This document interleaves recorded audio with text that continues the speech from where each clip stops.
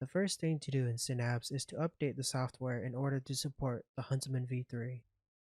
After that, I would create my own profile.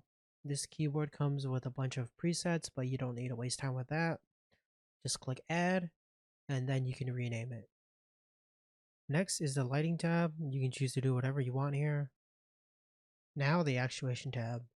You can select the keys that you want to change. You can turn on or off rapid trigger.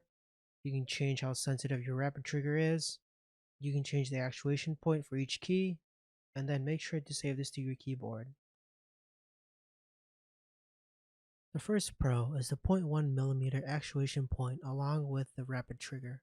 With Razer's new second generation analog switches, they should be able to compete with Wooting and SteelSeries now. Another pro is the quality of this keyboard.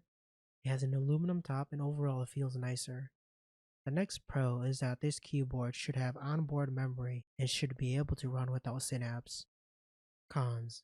Well, the first con is that it's expensive. The next con is how it sounds. They should have used some of the mods they had on the Black Widow V4 on this keyboard. Another con is that it's only 1000Hz polling rate. I have no idea why. The first nitpick I have is the wrist rest. It's not the greatest. Another nitpick I have is that it's not wireless for this price. Overall, it's a good gaming keyboard if you want to be a pro gamer.